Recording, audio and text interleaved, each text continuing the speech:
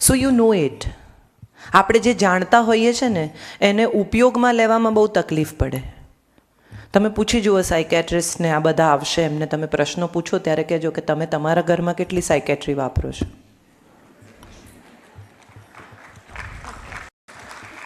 આપણે જે જાણતા હોઈએ એ સામાન્ય રીતે જાત ઉપર નથી વાપરી શકાતી. દુનિયાનો સારામાં સારો સર્જન પણ પોતાનું ઓપરેશન જાતે નથી કરી શકતો. એણે કોઈક પર જ વિશ્વાસ કરવો પડે છે. એટલે બે રસ્તા છે. એક, કાં તો તમે કોઈક પર વિશ્વાસ કરો કે તમને જે કહે છે તમારા ભલા માટે જ કહે છે. તમે ડૉક્ટરનું કેમ કયું માનો છો? એક ડૉક્ટર તમને એમ કહે કે આ દવા લો, તમે એ દવાના કોમ્પોનન્ટ્સ ચકાસો છો? તમે કોઈ દિવસ એવી તપાસ કરો છો કે આ આપી છે પણ આમાં શું છે, ઝેર તો નહીં આપ્યું હોય ને, કંઈક બીજું તો નહીં આપ્યું હોય ને? કેવો વિશ્વાસ કરો છો તમે એના પર? તમે કોઈ ફ્લાઇટની ટિકિટ લો ત્યારે કોઈ દિવસ પાયલટનું લાયસન્સ ચેક કરો છો? કેવો ભરોસો કરીને બેસી જાઓ છો પટ્ટા બાંધીને? તમે કોઈ ટેક્સી બોલાવો ત્યારે તમે કોઈ દિવસ એ ડ્રાઈવરને કહો છો કે ભાઈ લાયસન્સ બતાવો? That means you can trust totally unknown people whom you don't even know. પાયલટનો તો ઘણીવાર તમે ચહેરો પણ નથી જોતા, એની સાથે તમે આકાશમાં ઉડવા તૈયાર થઈ જાઓ છો. અને જે માણસ તમારી સાથે રાત દિવસ રહે છે, જેણે તમને જન્મ આપ્યો છે અથવા જે તમને ચાહે છે, એના પર તમે ભરોસો નથી કરી શકતા. કેટલી મોટી કમનસીબી છે આ. Trust people who care for you. Late them do good things for you. ખોટું લગાડવું એ માણસની વૃત્તિ છે. એમાંથી જો મુક્ત થઈ જાય ને તો હું માનું છું આ દેશના 50% પ્રોબ્લેમ તો એમ જ સોલ્વ થઈ જાય. મારું નામ ના લીધું, મને પછી ના બોલાયા, મને પહેલાં બોલાયા, મારું નામ પહેલાં છાપ્યું, મારું નામ પછી છાપ્યું, મને હાર ના પહેરાવ્યો, આનાથી કંઈ ખરેખર ફરક પડે છે? અને જો પડતો હોય તો એ ખાલી તમને પડે છે. નાટકમાં ભૂલ થાય ને એ ખાલી એક્ટર્સને ખબર હોય, ઓડિયન્સને ખબર ના પડે. ઓડિયન્સ તો એમ જ માને કે બધું નોર્મલ ચાલે છે. So let's not get into such things. Live happily because it's very short life, very short. Thank you, ma'am. જી બેટા.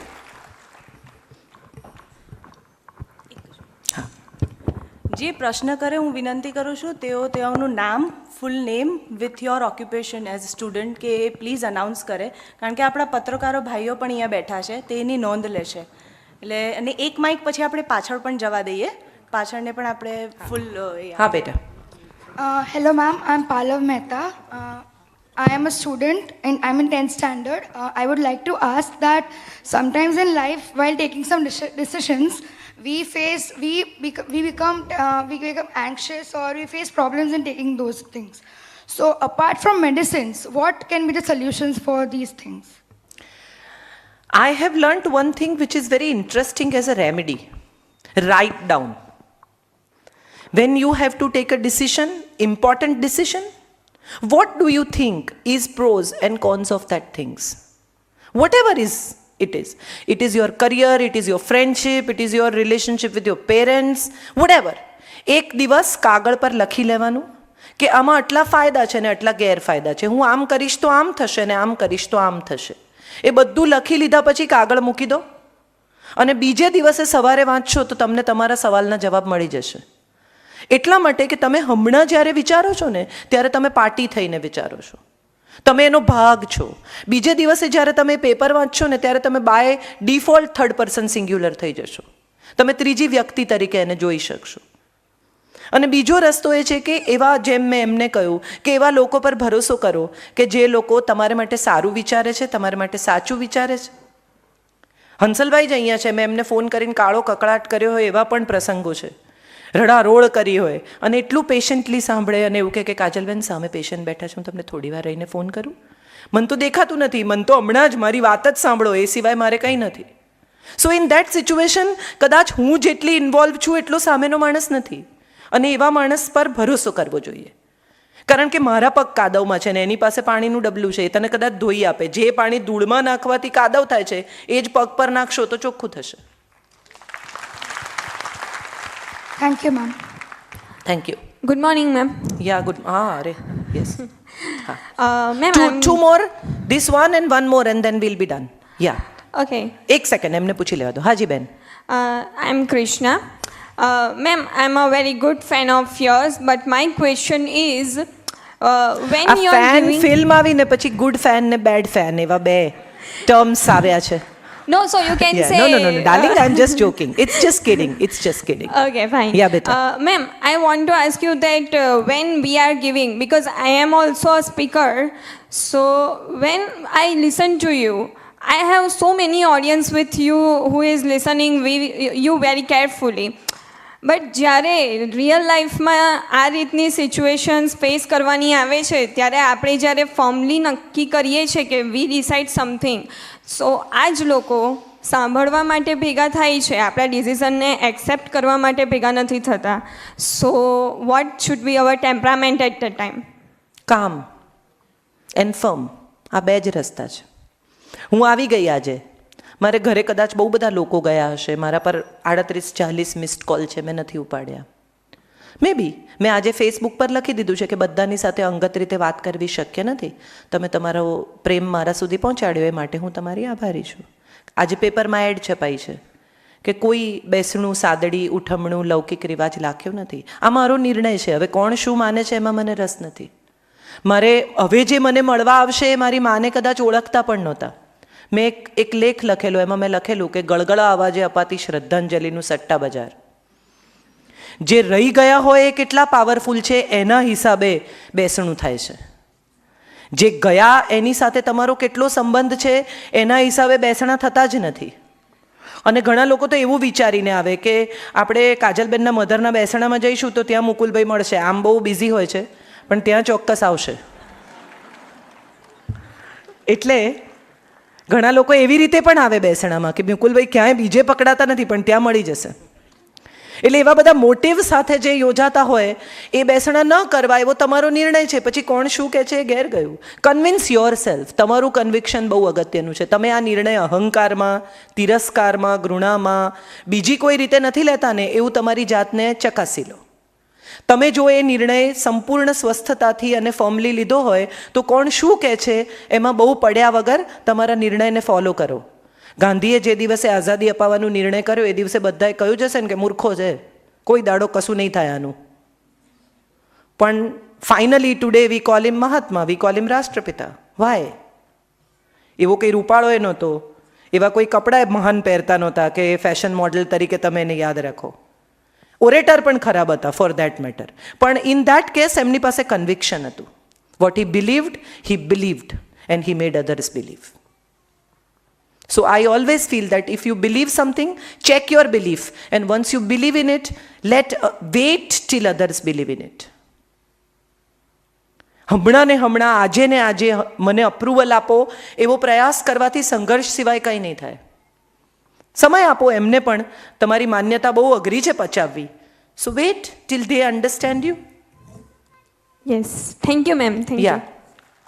છેલ્લો સવાલ. હા, નીકળીએ. પેલા બેનને કંઈ પૂછવું છે? હાજી બેન, તમારી જે બુક છે ને, એક કશે કોલમમાં વાંચેલો એકબીજાને ગમતા રહીએ, એમાં પ્રેમ વિશે એક હતું કે તમે જે પાત્રને ચાહો છો એ માત્ર તમારી ફેન્ટસી હોઈ શકે છે, એ કલ્પનામાં જ હોઈ શકે, અને એકબીજાને સમર્પિત એવા જોડા પૃથ્વી પર કરોડોમાં માત્ર એક હોઈ શકે, અને જે તમે પૂરેપૂરું જે માંગો છો, જે ચાહો છો, તે સામે જે વ્યક્તિ હોય એમાં સંપૂર્ણ મળી શકતું નથી, એ માત્ર ફેન્ટસી હોઈ શકે. તો એ કઈ રીતે એમ તમે લખેલું? સરસ દાખલો આપું તમને, બહુ મજા આવશે. આપણે સ્કૂલમાં હોઈએ ને ત્યારે કોકના પ્રેમમાં પડીએ, કોલેજમાં હોઈએ ત્યારે કોકના પર ક્રશ હોય, કલાકો ઊભા રહીએ તડકામાં, ખાલી પસાર થાય, બીજું કંઈ ઘટના તો એવી બનતી નથી. પણ ત્યાં સુધી આપણે વેઇટ કરીએ કે આમ ખાલી જોશે સામે, એમાં તો ધોમ તાપમાં પણ ગુલાબ ખીલી જાય એવી ફિલિંગ આવે એમ. એ બધા પછી જ્યારે 20 વર્ષે માણસ તમને કોઈ સ્કૂલના એલ્યુમિનાયમાં, કોઈ કોલેજના એલ્યુમિનાયમાં મળે ત્યારે તમને એમ થાય કે આના માટે ટાઈમ બગાડ્યો.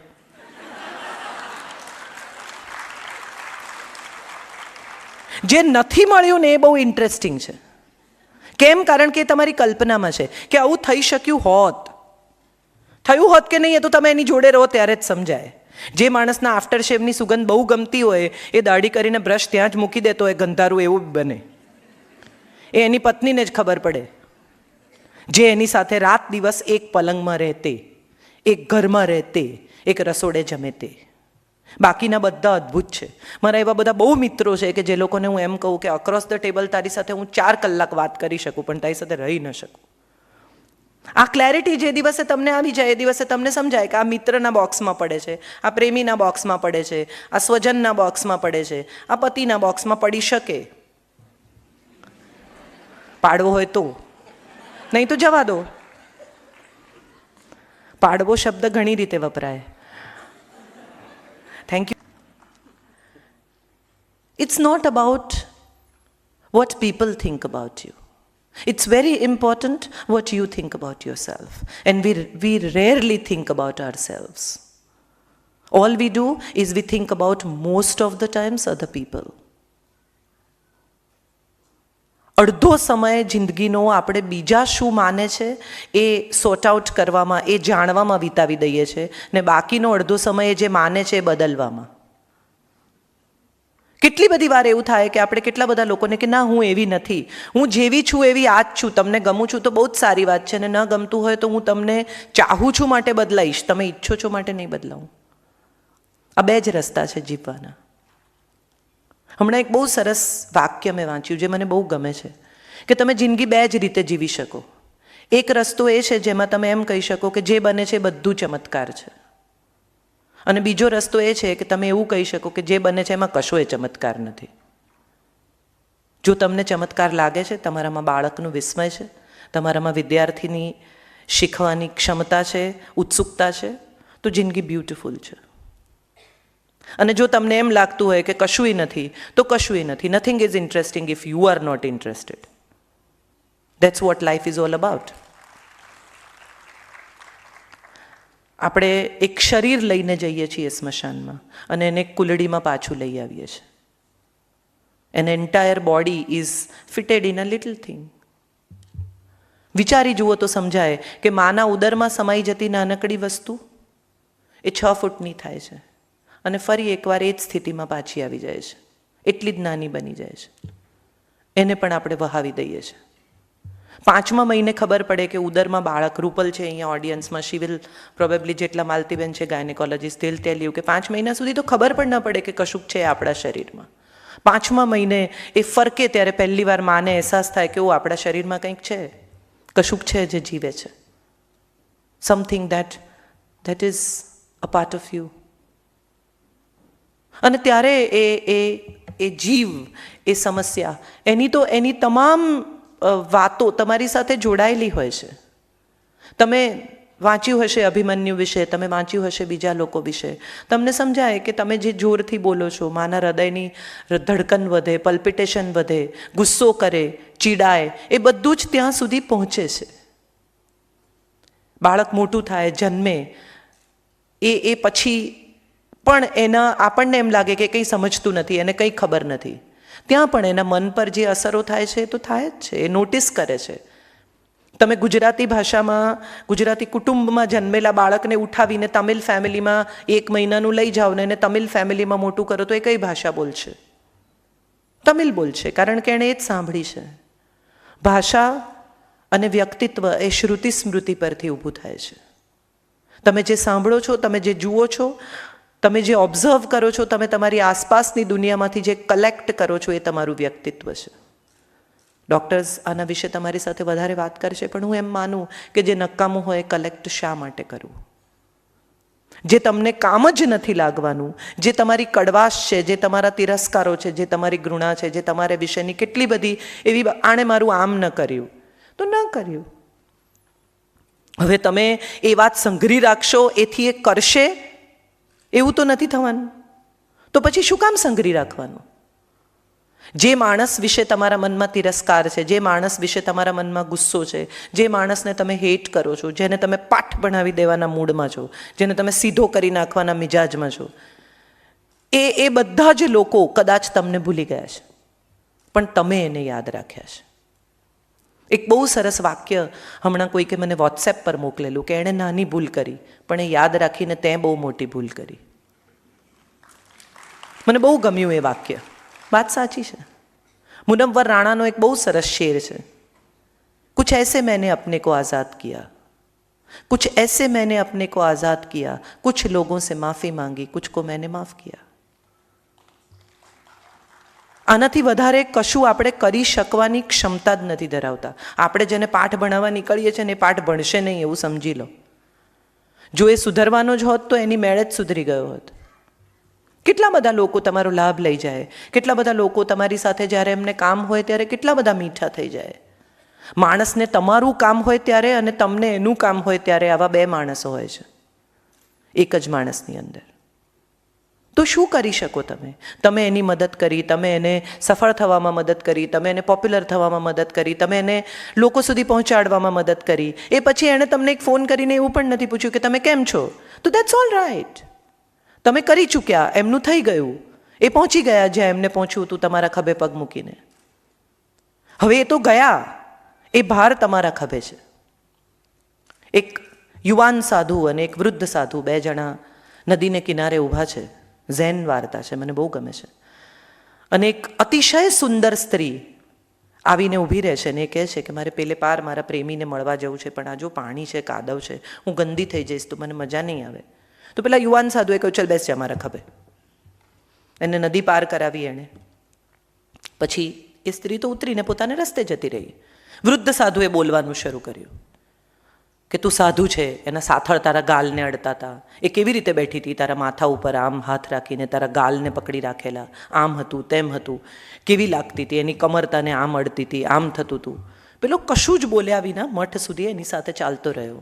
એ લોકો મઠ પર પહોંચ્યા ત્યારે એણે મઠાધિપતિને પણ કમ્પ્લેન કરી કે એવું થયું સાહેબ કે બોલો આવી રીતે આને લઈને આવ્યો, યુવાન સ્ત્રીને ખભે બેસાડી, આમ થયું તેમ થયું, એના આમ અંગો અડતા હતા, ફલાણું થયું. સો મઠાધિપતિ એને પૂછ્યું કે તારે કંઈક કહેવું છે બેટા?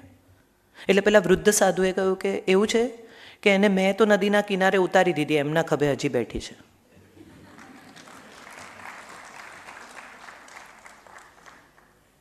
હું જ્યાં સુધી સમજી શકી છું ત્યાં સુધી જેમ ઉપર જાઓ એમ હવા પાતળી થતી જાય છે.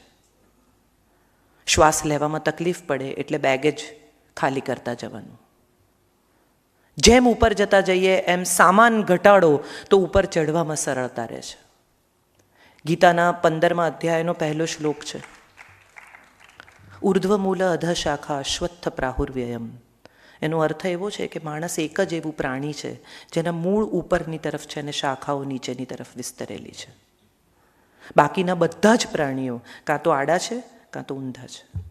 અને જેમ ઊંચો થતો જાય, જેમ ઉંમર વધતી જાય એમ એ મૂળ વધુ ને વધુ ઉર્ધ્વ સાથે જોડાતા જાય છે. જો આપણામાં અક્કલ હોય, એમ આપણે માનતા હોઈએ તો એ ઉર્ધ્વ સાથે જોડાતા મૂળનો વધુ ને વધુ ઉપયોગ કરવો જોઈએ. વધુ ને વધુ શાંત થતા જવું જોઈએ, વધુ ને વધુ ગીવર થતા જવું જોઈએ, વધુ ને વધુ કામ થતા જવું જોઈએ. અને જે પ્રવાસમાં મળતા લોકો, તમે ઉપર ચડતા હો કે આગળ જતા હો ત્યારે જે લોકો મળે છે ને એ લોકો તમને પાછા આવતા પણ મળે જ છે. એટલે ઉપર જતી વખતે જો તમે એમની સાથે સારી રીતે વર્ત્યા હો ને તો કઠેડા વગરની સીડી પરથી જ્યારે તમે ઉતરતા હો ને ત્યારે કોક હાથ આપે કે આવો નીચે ઉતરો, આઈ વિલ હેલ્પ યુ. અને જતી વખતે જો તમે એમને લાત મારી હોય તો તમે પાછા આવો ત્યારે અદબ વાળીને જુએ કે ઉતર હવે હું જોઉં છું. આટલું જ થઈ શકે છે. માણસ સાથેનો માણસનો સંબંધ ફક્ત ઇમોશનલ છે. ચીજો છે અને નથી, સફળતા છે અને નથી, સત્તા છે અને નથી, સંબંધ પણ છે અને નથી, શરીર પણ છે અને નથી. એક જ વસ્તુ ટકે છે અને એ ટકે છે સ્મૃતિ. સો આઈ ઓલવેઝ ફીલ કે તમે જે કંઈ છોડી જાઓ એ સ્મૃતિ છે અને તમે જે છોડી જાઓ એ એટલું શુદ્ધ હોય, એટલું સરસ હોય, એટલું મીઠું હોય કે માણસ તમને યાદ કરે ત્યારે એના ચહેરા પર સ્મિત હોય ને આંખોમાં પાણી હોય. એથી વધુ કદાચ આપણે આપણી પાછળ કશુંય મૂકી શકતા નથી. બક્ષી સાહેબ 22 તારીખે અમારી સાથે હતા, 25મીએ ગુજરી ગયા. 22મીએ સાંજે અમે એમના ઘરે ગયેલા અને એમણે મારા હસબન્ડને કહેલું. ત્યારે હું 5 નવલકથા ધારાવાહિક જોડે લખતી હતી. એટલે એટલા ક્યુરિયસ બાળકની જેમ 75 વર્ષની ઉંમરે કે પછી બધું મિક્સ ના થઈ જાય, પછી આમ ના થઈ જાય, પછી આમ ના થઈ જાય.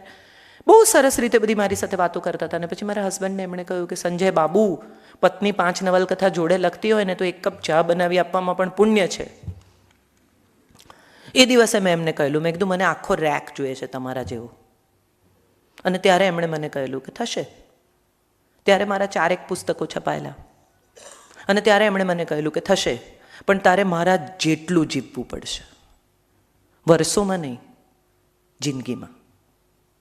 ત્યારે કદાચ આઈ ડિડન્ટ અન્ડરસ્ટેન્ડ હિમ વેલ, પણ એ પછીના સમયમાં મને સમજાયું કે જેટલું એ વર્ષો નથી, જેટલું એ જિંદગી છે. આપણે સામાન્ય રીતે જિંદગીમાં વર્ષો ઉમેરીએ છીએ, ખરેખર વર્ષોમાં જિંદગી ઉમેરવી જોઈએ. વો ઉમ્ર કમ કર રહા થા મેરી, મેં સાલ અપને બઢા રહા થા. આટલું જ થતું હોય છે. 2 બાજુથી બળતી કેન્ડલ આપણને કદાચ બહુ સમય નથી આપતી, ને આપણે બધા એમ જ માનીને જીવીએ છીએ કે ઓહો બહુ ટાઈમ છે, જોયું જશે, કરીશું યાર, 40 વર્ષે 50 વર્ષે, અત્યારે શું ઉતાવળ છે. એકચ્યુઅલી ઉતાવળ છે. કોઈને થેન્ક યુ કહેવું હોય તો, કોઈને આઈ લવ યુ કહેવું હોય તો, કોઈને સોરી કહેવું હોય તો, કોઈને હગ આપવું હોય તો, કોઈને ફોન કરીને એમ કહેવું હોય કે તમે મારા માટે બહુ કર્યું, આઈ એમ સો થેન્કફુલ, તો ઉતાવળ કરજો. કારણ કે બહુ ઇન્ટરેસ્ટિંગ વાત એ છે કે કાં તો તમે નહીં હો, કાં તો એ નહીં હોય, ને કાં તો એક ક્ષણ નહીં હોય. આ ત્રિપાંખીઓ વ્યૂ છે. યુધિષ્ઠિર રાજા થયા પછી રોજ સવારે દાન આપે. એક દિવસ એક ભિક્ષુક આવ્યો ને એમણે કહ્યું કે હવે મને ઉતાવળ છે, આઈ એમ ગોઈંગ, કાલે આવજે. એટલે ભીમ આવ્યા અને એમણે કહ્યું કે સાષ્ટાંગ કર્યા. એટલે યુધિષ્ઠિરે કહ્યું કેમ, શું થયું? તો કે તમે તો કાળ પર વિજય મેળવ્યો, તમારે હવે કશું કરવાનું રહેતું નથી. એટલે યુધિષ્ઠિરે પૂછ્યું સમજો નહીં. તો ભીમે એને કહ્યું કે આમાં એવું છે કે એ પણ કાલે હશે, તમે પણ કાલે હશો, અને તમારી પાસે આપવા માટે દાન પણ કાલે હશે. આ જો તમને ખબર હોય તો તમે કાળ પર વિજય મેળવી લીધો, હવે તમારે કંઈ કરવાનું રહેતું નથી. આપણે બધા કાળ પર વિજય મેળવીને જીવીએ છીએ એમ માનીને જીવીએ છીએ. જો ભી હૈ બસ યહી એક પલ હૈ. બહુ આભારી છું આ ડૉક્ટર્સની. મુકુલભાઈ સાથે મારો ફોટો નથી એનું એક બીજું પણ કારણ છે. સેલિબ્રિટીઝ બહુ ઝડપથી બીજાઓ સાથે ફોટા નથી પડાવતા. મારા તો બહુ ફોટા છે, એમનો નથી. એક પોપટલાલ હતા, એમણે કહ્યું કે મને બધા ઓળખે. એટલે કહ્યું કે અમિતાભ ઓળખે? તો કે હા ઓળખે. એટલે અમિતાભને ઘરે ફોન કર્યો તો અમિતાભ બહાર ગેટ સુધી લેવા આવ્યા. પછી કહ્યું કે ચલો અમિતાભ તો ઓળખે. ઓબામા ઓળખે? તો કે હા ઓળખે. એણે ફોન કર્યો તો ઓબામા વ્હાઇટ હાઉસના દરવાજા ખુલી ગયા. પછી એણે કહ્યું કે ચલો આટલા લોકો તો ઓળખે, આઈ કેન બિલીવ. તને પોપ ઓળખે? તો એણે કહ્યું હા મને પોપ પણ ઓળખે. પણ કે પોપને મળાવી નહીં શકું, ખાલી એ દર્શન આપવા માટે ગેલેરીમાં આવે ત્યારે એનો હાથ મારા ખભે હશે, એટલું ચાલશે ને? તો કે હા ચાલશે. ગયા વેટિકન, ગેલેરી ખુલી, પોપ બહાર આવ્યા. તો બાજુમાં ઊભેલા માણસે પૂછ્યું કે આ તો પોપટલાલ છે, પણ જેણે એના ખભે હાથ મૂક્યો છે એ કોણ છે? ઘણા લોકો એટલા પોપ્યુલર હોય. અમિતાભે નવી ગાડી લીધી. અમિતાભ બચ્ચને નવી ગાડી લીધી, સુપર કાર, એસ્ટન માર્ટિન. 100 જ ગાડીઓ છે જે વિશ્વમાં, જે જેમ્સ બોન્ડ વાપરે છે. તો અમિતાભે કહ્યું કે હું ચલાવીશ, તું પાછળ બેસ. એણે એને ડ્રાઈવરને પાછળ બેસાડ્યો. સડસડાટ ગાડી ઓવર સ્પીડિંગ કરી, ઊભી રાખી. પોલીસે આમ કાચ ઉતાર્યો, કાચ નીચે ઉતારો, કાચ ઉતાર્યો. એણે જોયું, સાઈડમાં જઈને એણે સાહેબને ફોન કર્યો કે સાહેબ મેં એક મોટા માણસને પકડ્યો છે. તો સાહેબે કહ્યું કોને પકડ્યો છે? તો કે એ મને ખબર નથી, પણ એનો ડ્રાઈવર અમિતાભ છે.